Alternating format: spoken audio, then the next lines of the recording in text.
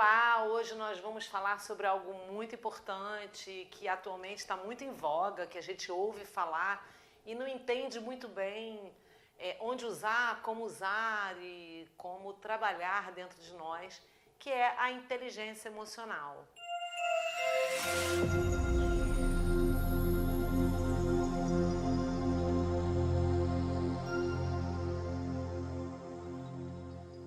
Bom, inteligência emocional, então é a inteligência das emoções. E o que é a emoção? A emoção é sentir algo, né? Na fisiologia do seu corpo. Ela dura mais ou menos de 30 a 40 segundos, alguns autores esticam até 1 minuto. Ela tem classificações, ela tem primárias, secundárias e de fundo, a gente vai ver o que é isso, mas ela é extremamente importante para a nossa vida. Por quê?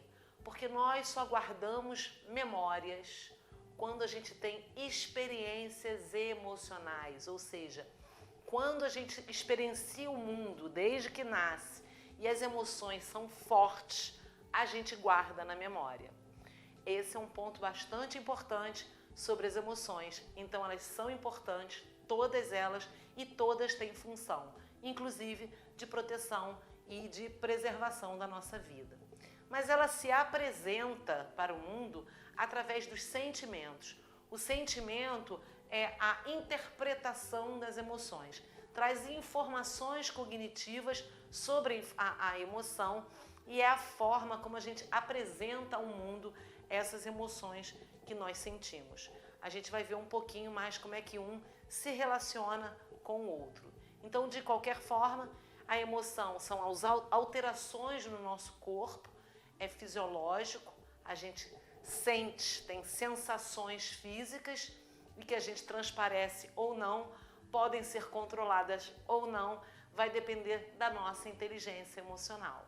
Então, o que será isso?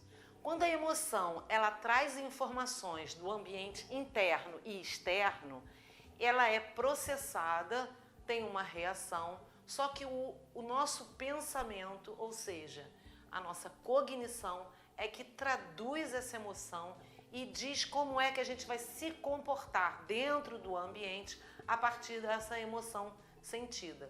Então, observem que o desenvolvimento do pensamento cognitivo, que é o que nos diferencia dos animais, é extremamente importante para que a gente possa ter o controle sobre as emoções, que é algo que a gente necessita no nosso dia a dia, evita estresse, evita a produção de neurotransmissores indesejáveis quando são emoções negativas, ajuda a gente a compreender o que sente quando as emoções são positivas e até o que fazer para perdurar essa sensação positiva, quando é uma emoção boa, como a alegria, por exemplo.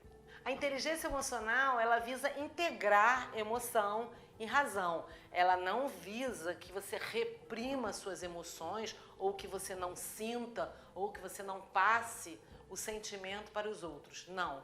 Ela é uma forma de equilibrar e de você ter uma visão não só da sua emoção e do seu comportamento, como do outro. Então, quando você gere a sua inteligência emocional, você desenvolve uma capacidade de também observar o outro e conseguir gerir esta relação. Então, a inteligência emocional está interligada com a sua capacidade de examinar os seus sentimentos e assim você apresentar ao mundo de uma forma que é desejável para você, com boas sensações, ainda que a emoção possa ser negativa, você minimiza esse impacto dessas sensações físicas desagradáveis quando você consegue gerir as suas emoções e você tem uma observação e compreensão melhor dos outros. Você se torna uma pessoa mais vivaz, sagaz e empática com relação aos outros. Então, quando você faz essa integração, você vive melhor interpessoalmente e intrapessoalmente, com você e com o ambiente que está no seu entorno, incluindo, obviamente, as pessoas.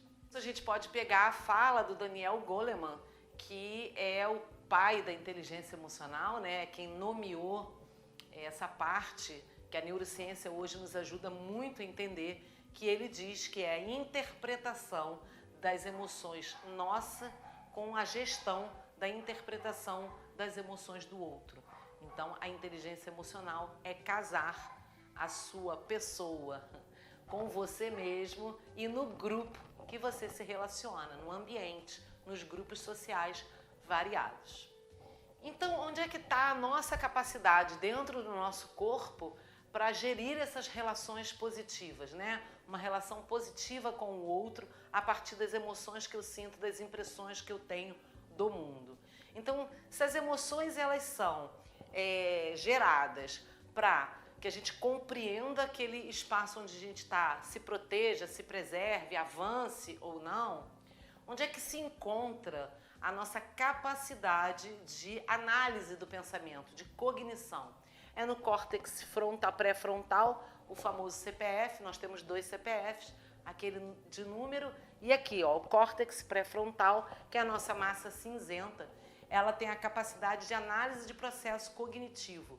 Ela tem, onde estão as nossas chamadas funções executivas, é onde a gente consegue planejar, e é onde acontece a coisa mais importante na nossa inteligência emocional, na gestão dessas emoções, que é pensar sobre os nossos pensamentos, questionar sobre os nossos pensamentos. Sim, pensar sobre os pensamentos a gente chama o que seria de metacognição, onde a gente faz uma autoanálise, tem a autoconsciência desenvolvida, a autoobservação, e aí a gente pode separar joio do trigo e até mesmo identificar o que quer e o que não quer sentir de fato. Então é aí onde a gente tem o controle das emoções nossas e posteriormente nas relações sociais.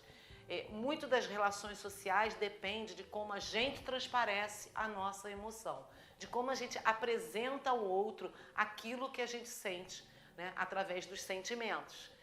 Pode parecer redundante, mas é isso. A emoção vem, bate e ela é transmitida através dos sentimentos. Então, o controle dessas emoções está diretamente relacionado na compreensão delas, o porquê delas, qual a necessidade naquele momento presente para você sentir aquilo e como que você quer devolver ao ambiente aquilo que te bateu, né, forte. Como eu falei antes, a nossa memória está diretamente relacionada a como a emoção ela é sentida dentro de uma experiência. E quando a gente tem uma experiência já gravada e com uma emoção registrada, se nós não analisarmos essas emoções, não analisarmos a importância de como senti-las, de como transparecer, de como que a gente vai apresentar os nossos sentimentos ao mundo, a gente fica quase que instintivo. Então é como se eu tivesse uma emoção forte na infância e não tomasse conta disso, e se eu vivenciar em adulta, né, uma situação semelhante ou que o meu cérebro entenda que está relacionada àquela emoção, eu vou reagir da forma como ela foi registrada, marcada, né, desenhada lá na infância. Então, e nem sempre é adequado, nem sempre é da forma como eu quero. Porque uma coisa é você vivenciar as experiências na infância, onde você está experimentando, onde você está aprendendo, você está desenvolvendo cognição. Outra coisa é um adulto, onde já tem a sua cognição desenvolvida, capacidade de planejamento, já tem autopercepção, ou deveria, autoconsciência, e reagir da mesma forma que reagiu na infância, principalmente as nossas emoções negativas. E a gente aprendendo a gerir as emoções, a gente consegue prolongar a sensação, né, o sentimento da emoção positiva. Como, por exemplo, um estado de alegria intensa, uma euforia, que não seja exagerada, mas aquele sentimento bom, onde eu produzo bons neurotransmissores, serotonina, dopamina, e que me ajudam a ter a sensação de bem-estar. Então, a gestão emocional, ela colabora na sua dimensão do mal-estar e do bem-estar. Então, também é uma escolha estudar isso a fundo, trabalhar você com você mesmo e ir dirimindo as suas dúvidas com relação às emoções que você não deseja transparecer como hoje você transparece através dos sentimentos. E para isso, você tem infinitas ferramentas, você tem vários exercícios que ajudam a você entender aquilo que para você não está adequado e que você quer melhorar. Então eu vou frisar, o córtex pré-frontal, ele processa essas emoções através do pensamento. Todas as emoções são boas, inclusive as negativas. Elas têm a sua função, elas são importantes e a gente não pode descartar nenhuma delas. Eu vou citar, por exemplo, o medo, por exemplo. O medo protege, né? Se você for uma pessoa completamente destemida, sem medo, sem essa emoção, o que em geral não acontece, porque é uma emoção primária, instintiva, ela te protege de situações de risco. Se você for completamente destemido, você se coloca em risco em algumas situações. Então, assim, a própria tristeza, ela é uma emoção que ela te ajuda a elaborar alguns problemas mais complexos, principalmente se você utilizar o córtex pré-frontal, que ele é totalmente preparado para funções complexas. Então, a tristeza ela é importante para que você entenda, para que você compreenda a forma de sentir essa tristeza e não permitir que ela aprofunde. Uma tristeza profunda, por exemplo, leva a um pano de fundo que é a depressão, que acaba se tornando uma patologia. Pode ela ser aprofundada e ter uma falta de apetite e a pessoa não comer, não se alimentar e decorrer num mal-estar físico, inclusive, numa doença. Então, todas as emoções elas são importantes e a gente precisa entendê-las e saber como trabalhar com elas à medida que elas surgem, né? As emoções elas também são classificadas como primárias, secundárias e de fundo. As primárias elas têm como gatilho, são primitivas, elas têm como gatilho a proteção, a observação do ambiente interno e externo. As emoções primárias são assim chamadas porque elas são inatas, ou seja, todos os seres humanos têm. E elas têm como gatilho as vivências, as experiências e a reação fisiológica, que é muito rápida. As secundárias, elas são aprendidas, elas são socioculturais. Então, culpa, vergonha, orgulho, vai depender de uma cultura para outra.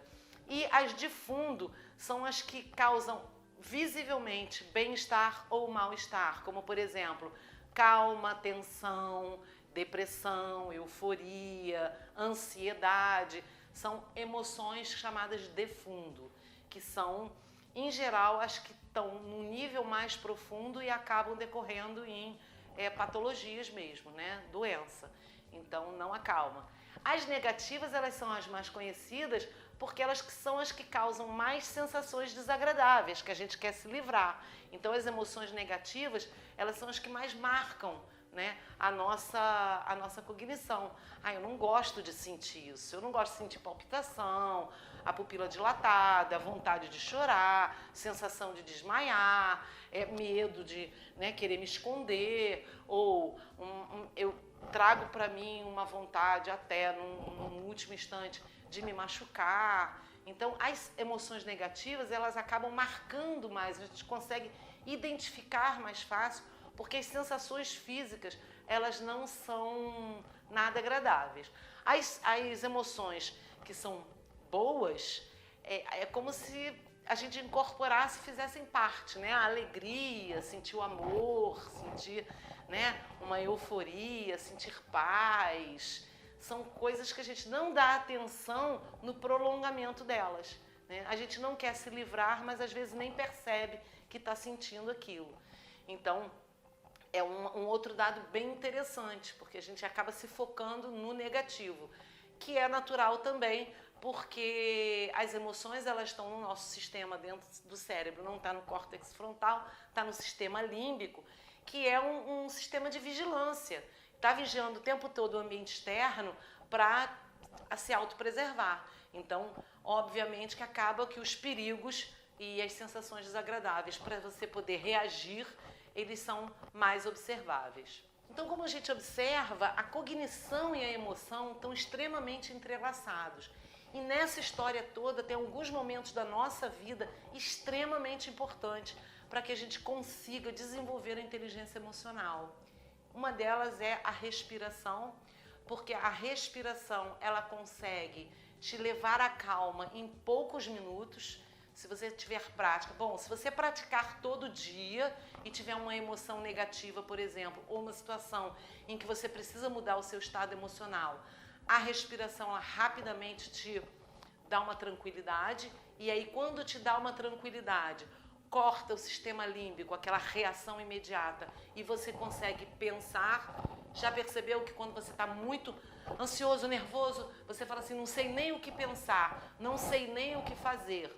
Claro, porque o seu cérebro está num momento de reação, então ele não permite que o seu sistema, o seu córtex pré-frontal pense, analise uma situação complexa. Às vezes a situação não é complexa, mas como você recebe a emoção e libera todos os neurotransmissores para luta, para fuga, para reação, o seu córtex frontal ele é bloqueado. Então, muitas das vezes que a gente fala, sei nem o que pensar, não sei nem o que falar, não sei nem o que fazer, isso é o próprio cérebro que está dizendo, você não vai pensar, você não vai falar, você não vai dizer, porque você precisa reagir. Então, a emoção e a razão, eles precisam estar entrelaçados, e para isso a gente precisa treinar a nossa cognição. E como é que a gente pode fazer isso, né? É o que a gente chama de gestão, autogestão.